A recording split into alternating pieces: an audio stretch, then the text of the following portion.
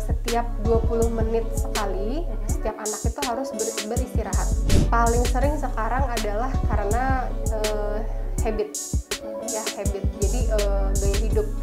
Setelah mereka belajar dengan laptop, istirahat. Tapi istirahatnya lihat YouTube biasanya.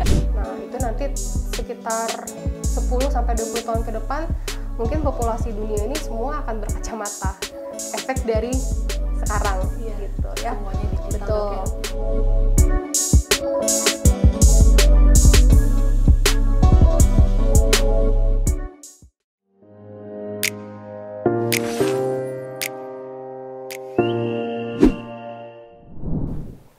Om Swastiastu. Halo sahabat cerdas, berjumpa lagi dengan saya Dwi Widya dalam program Portal Time. Sebuah program yang akan memberikan informasi terkini dan terupdate, tentunya hanya ada di channel Bali Portal News TV. Episode kali ini kita akan membahas terkait dengan cara menjaga kesehatan mata anak sejak usia dini. Dimana kita tahu di era digitalisasi sekarang, layar handphone, laptop, dan juga layar komputer dan lain sebagainya ini menjadi makanan sehari-hari. Dan intensitas menatap layar menjadi salah satu penyebab mengalami gangguan mata. Tidak hanya untuk orang dewasa, bahkan juga untuk anak-anak. Ditambah lagi pandemi COVID-19 memaksa pembelajaran dilakukan secara daring. Oleh karena itu menjaga kesehatan mata anak sangat penting dilakukan. Khususnya untuk orang tua yang memiliki kewajiban untuk mendukung tumbuh kembang si kecil. Lantas bagaimana caranya? Saat ini saya sudah bersama dengan Dr. Yeni, spesialis mata dari Klinik Utama Mata JEC Bali. Om Swastiastu. Om Swastiastu. Apa kabar ya, Dok? Baik.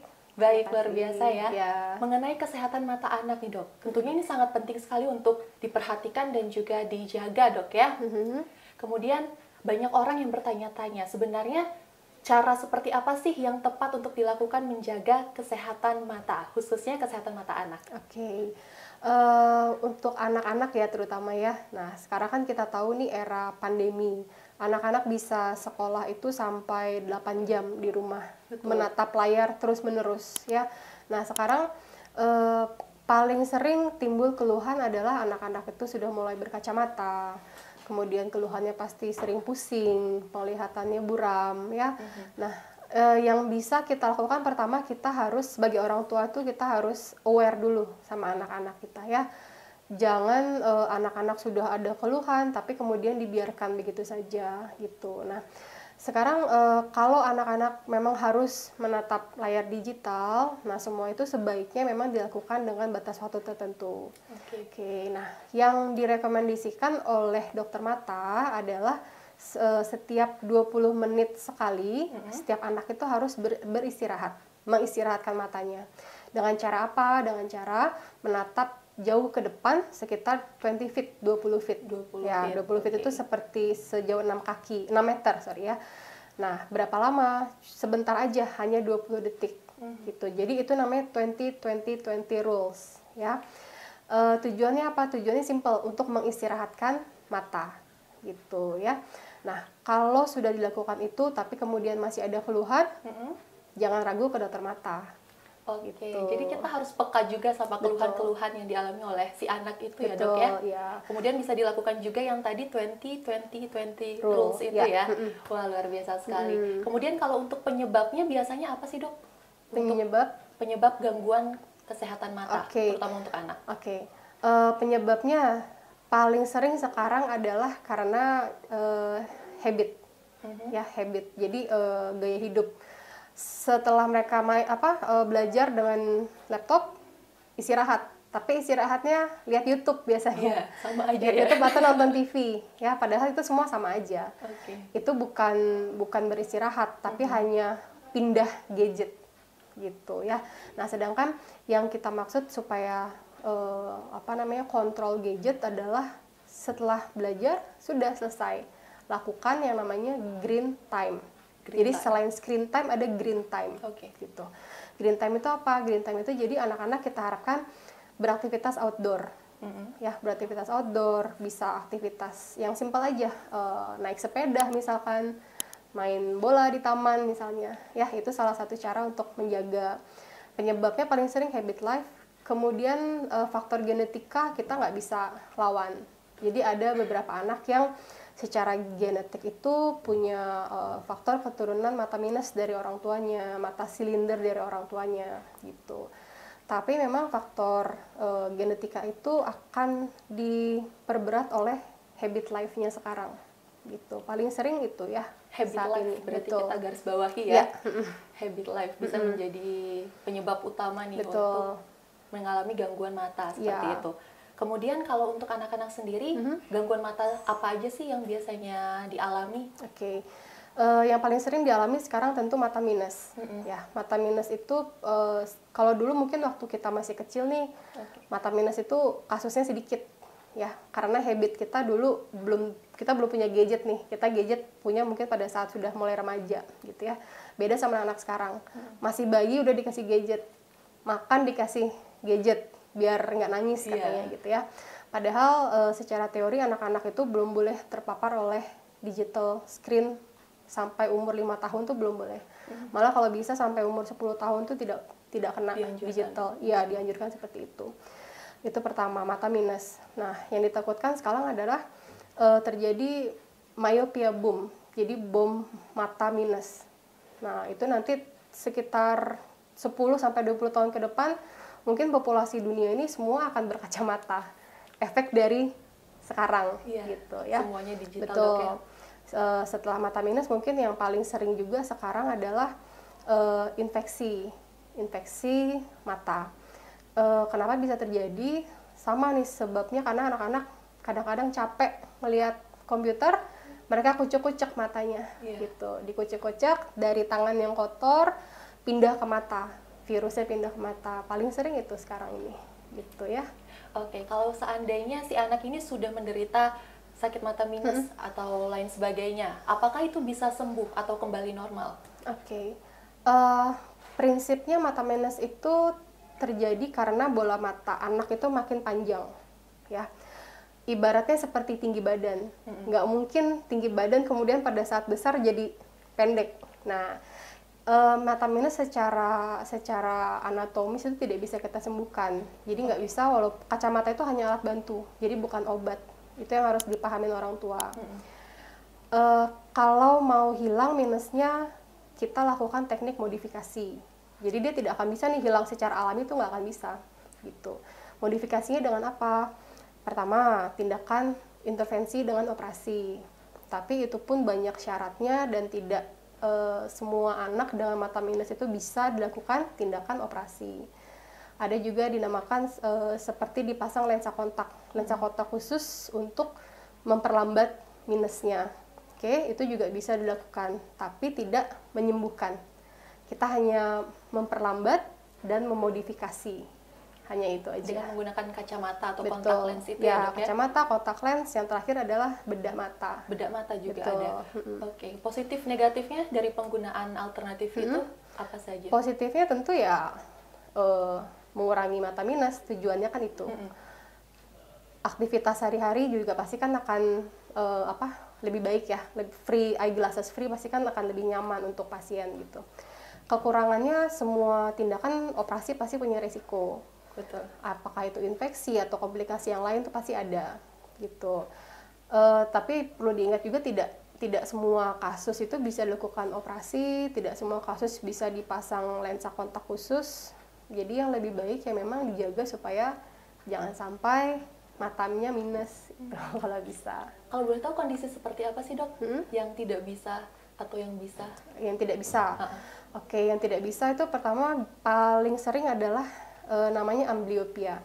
Amblyopia atau biasanya dikenal dengan istilah lazy eye, mata malas. Jadi mata malas itu sebenarnya terjadi karena misalkan pada saat masih kecil anak ini minusnya sudah tinggi, misalkan sudah minus 5, tapi tidak terdeteksi oleh orang tua, tidak diberikan kacamata yang sesuai. Efeknya adalah lazy eye. Jadi sarafnya itu tidak akan bisa berfungsi dengan baik sampai dia dewasa. Kalau sudah lazy eye tidak bisa kita lakukan tindakan apa-apa.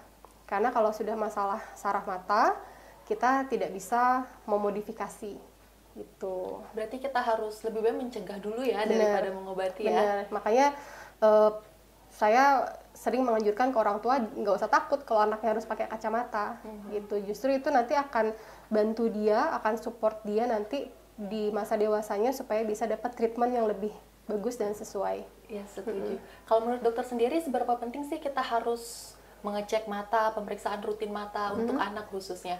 Sangat penting, sangat penting. Karena anak-anak itu mereka mungkin secara komunikasi ya kurang, jadi mereka nggak akan bisa bilang mah burem nih, pah burem nih, nggak gitu. Mereka pasti biasanya akan ada seperti apa ya, respon yang oh menurut mereka normal segini gitu, atau kadang-kadang mereka hanya berespon kadang bilangnya pusing gitu, karena mereka belum tahu seperti apa sih penglihatan terganggu gitu ya. Jadi